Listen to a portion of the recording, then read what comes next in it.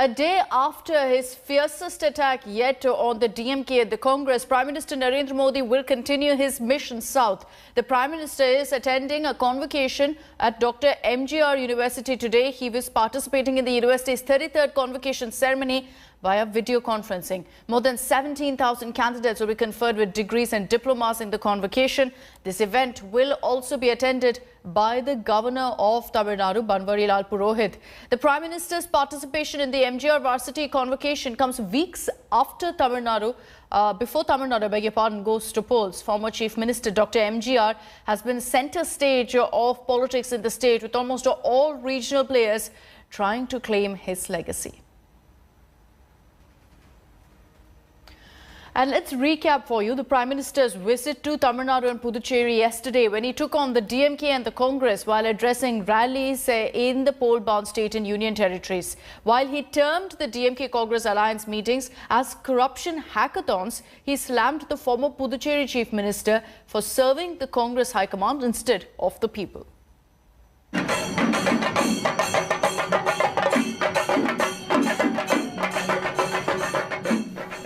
Mr. Narendra Modi has embarked on his mission south.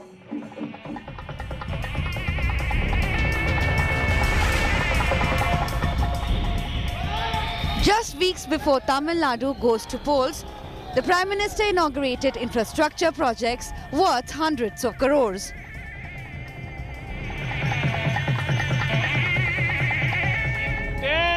But the biggest takeaway of the day was Prime Minister's stinging attacks on the Congress and its Dravidian ally DMK. The opposition style of politics is based on bullying and harassing. Whenever DMK comes to power, they promote a strongman culture. In every district, they have anti-social elements. The Congress culture of feudal politics, dynasty politics, patronage politics is ending. Prime Minister Modi targeted the UPA allies specifically on corruption. Their leaders sit and brainstorm how to loot. Those who give most innovative ways are given posts and ministries. As Tamil Nadu goes to polls shortly, the stakes are high and the mercury is rising. Ironically, the BJP will be riding piggy bank on its ally, the AIADMK, in the state. Bureau Report, India Today. After Uttar Pradesh and Madhya Pradesh, two more BJP-ruled states are mulling a law against alleged love jihad. BJP-ruled Gujarat and Haryana are set to bring a law against alleged love jihad in the upcoming assembly sessions. Both the states contend that the law will be brought against religious conversions. Gujarat Chief Minister Vijay Rupani has said that his government will bring in a stringent law against love jihad in his state. Rupani alleged that Hindu girls are being abducted and forcibly converted, and this law will ensure that such events do not happen. Similarly, Haryana Home Minister Anil Vij claimed that his government's draft ensuring strict punishment and fines is ready, and he's hopeful of the law being passed in this session. Uttar Pradesh, Madhya Pradesh, you've got Himachal, Uttarakhand, all of them have gone ahead and passed a law against love jihad so far.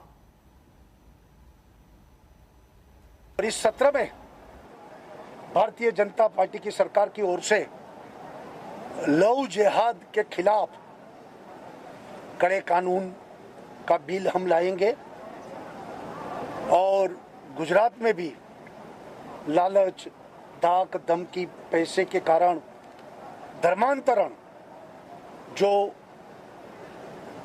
Hindu लड़कियों में हो रहा है उसको रोकने के लिए ये बिल लाया जाएगा और गुजरात में भी लव जिहाद के खिलाफ एक बड़ी मुहिम बनाएंगे। उत्तर प्रदेश में जहां से आपकी सीमाएं लगती हैं, लव जिहाद का कानून आ गया है। अब हरियाणा में क्या स्थिति है? हमने भी पूरी तरह से इसका ड्राफ्ट तैयार कर लिया है और जो अब हमारा बजट सेशन आ रहा है, हम उसमें विधानसभा के सामने रखेंगे और उसमें इसको पास करवाएंगे।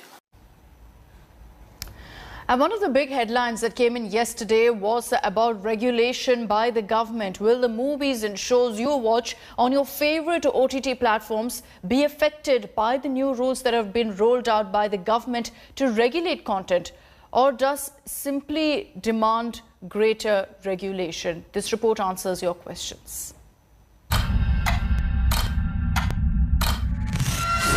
In order to come down hard on fake news and malicious content on digital platforms, Centre has dished out a new set of rules and regulations that also apply to all major streaming giants, including Netflix, Amazon and Disney Hotstar, among others. IT Minister Ravi Shankar Prasad and Information and Broadcast Minister Prakash Javadekar, in a joint press conference on February 25th, announced the big changes to not only regulate content but also to establish what it called a soft-touch progressive institutional mechanism with level playing field, featuring a code of ethics and a 3-tier grievance redressal framework for both social media companies as well as OTT platforms. For OTT and digital news media, both will have to disclose their details from where they publish, how they publish, how much is the spread, anything. So that disclosure will come. That is first. Information. Their grievance redressal system, in the same manner, it will work in OTT platforms and digital portals also. Then second tier will be self-regulation. On OTT platforms, they will have to have a self-regulation, a body headed by a retired Supreme Court or High Court judge or otherwise very eminent person in this category. और तीसरा एक सरकार है तो सार्वभौम सरकार होती है, sovereign सरकार होती है, तो एक ओवरसाइट मैकेनिज्म भी होगी जहां एकदम तुरंत फैसले करने पड़ते हैं, कोई बहुत बड़ा पेंच तैयार हुआ तो ये ओवरसाइट मैकेनिज्म रहेगा. So basically, the government has asked OTT platforms to self-regulate and also wants a mechanism for addressing any grievances. While films have a censor board, OTT platforms will require to self-classify their content based on age, content, theme, tone and impact. All classifications will have to be prominently displayed. The age classification includes universal rating. The content can be classified as per themes and messages, violence, nudity, sex, language, drug and substance abuse and horror. The new guidelines come days after a couple of recent web shows sparked controversies for allegedly hurting religious sentiment. Now the aim of the government behind bringing these changes to OTT platforms is to bar content that is defamatory, obscene, libelous, racist, harmful to minors, that threatens the unity, integrity, defense, security or sovereignty of India and its ties with other countries. हमने OTT platforms के साथ दिल्ली, चेन्नई और मुंबई में उन उद्योगों के सभी लोगों को बुला के विस्तृत चर्चा की. मैंने खुद दिल्ली में 2 मीटिंगें बुलाई और पहले मीटिंग में मैंने OTT प्लेटफॉर्म को कहा कि आप सेल्फ रेगुलेशन बनाओ जैसा टीवी वालों ने बनाया है, लेकिन नहीं हुआ दुर्भाग्य से. फिर मैंने एक बार फिर मीटिंग बुलाई और कहा कि 100 दिन में बनाओ, लेकिन वो भी नहीं बना. बाद में कुछ नोट बनी थी जिसमें कोई सेल्फ रेगुलेशन बाहर कोई आदमी भी नहीं था, और इसलिए हमने तय किया कि एक इंस्टीट्यूशनल मैकेनिज्म सभी मीडिया के लिए होना चाहिए. A decision that couldn't be made mutually with streaming giants in meetings held by the government before this presser. However, was welcomed by a few celebrities who feared that digital content might be regulated by the censor board. In this case, there's just a self-regulation, and it doesn't... See, there's a difference between regulation and censorship. Censorship gives you the permission to cut scenes out from a piece of content. This is not that. This is just a regulation by which you inform the viewer of the kind of show or film they're going to watch. The new guidelines will come to effect from the date of their official publication. So for now, grab your popcorn and enjoy the show you've been waiting to binge watch. Let's also get you all the latest updates of the fight against coronavirus, how we're doing particularly on the vaccine front. Private hospitals are now gearing up to join the second phase of vaccination drive against coronavirus. The government has designated 24,000 private hospitals to vaccinate people, and this will be from March 1st. Only hospitals listed under the Pradhan Mantri Jan Arogya Yojana have been chosen for phase 2 of the vaccination drive, under which people over 60 years of age and those above 45 with comorbidities will be vaccinated. As per initial discussions in the Health Ministry, the private hospitals may not be allowed to sell the doses but may charge a nominal fee for administering COVID vaccines, as the Health Ministry is yet to fix the vaccine selling price for private players. There is no clarity yet of whether people will be allowed to choose which vaccine they want to take, whether it's Covaxin or Covishield. The WHO chief, meanwhile, has thanked India for supporting over 60 countries for vaccine procurement, asking other countries to follow suit and follow our example.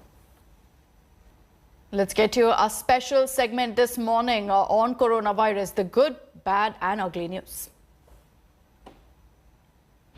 There's good news because not just the 60-year-olds who were earlier the priority group to get the vaccines from the government, but even if you are above the age of 45 years and have comorbidities, you are eligible to get the COVID-19 jab. The government has said that those above 45 age can go to either government facilities or private facilities to get the COVID-19 shot. In fact, there are 10,000 such government facilities where the vaccine will be given free of charge, and at private facilities, which are 20,000, a price will need to be paid. But those above 45 age have to remember that they have to show proof of their comorbidities. So, for example, if you have diabetes or if you are hypertensive, if you're on coagulants or any other comorbid issue, you will need to show a proof that you can procure from your clinician or doctor that you've been consulting. So therefore, not just the 60-year-olds, but also the 45-plus category of people can now get inoculated against the COVID-19 virus. Well, some bad news now emerging on the virulent strains front. We already know about the UK strain, the South African strain and the Brazilian strain. But the New York City is looking at a new and virulent form of the COVID-19 virus strain. In fact, the researchers there are saying that it's responsible for at least 12% of the COVID-19 cases in New York City.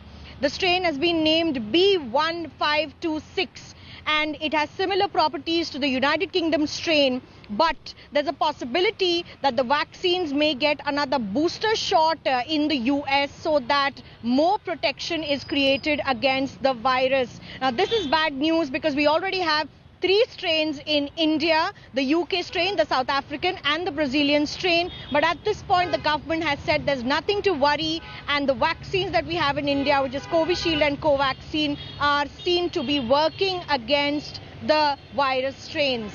Well, news on the ugly side of the COVID-19 pandemic is emerging from Maharashtra once again, in the Washim district that has been news for flouting social distancing and COVID norms. Now, 229 teachers as well as those living in the hostel in Washim district have tested positive for COVID-19.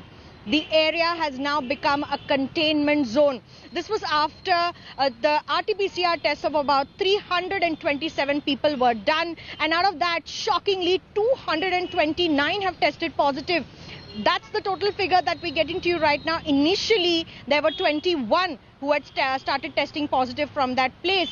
And also the fact that there's been a spurt of coronavirus cases in Maharashtra. All these students are mostly from districts of Amravati, Yavatmal and Hingoli and other neighboring districts that are witnessing a massive surge in COVID-19 cases in Maharashtra. India wrapped up the day-night test against England in under 2 days at the Narendra Modi Stadium. With a dominant win, the hosts take now an unassailable 2-1 lead in the 4-match series. India was set a target of 49 runs after England were bowled out for just 81 runs in their second innings on a day in which 17 wickets fell. Disaster struck India early on day 2. Ajinkya Rahane dismissed to an arm ball from Jack Leach. Playing back, I think Rahane is going, he realizes he's in front of the stumps. 1 run later, Rohit Sharma was gone too, again to a delivery that didn't turn. Mayhem carried on and Joe Root turned out to be the surprise package when he got Rishabh Pant to edge one straight to the keeper. Joe Root, first ball to Rishabh Pant, outside the off stump. And the aggressive route, oh no! Well, there's nothing to worry about because he's been beaten all ends up. The England skipper wasn't done yet and got two more left-handers in Washington Sundar and Akshar Patel in his next over, both out for a duck each.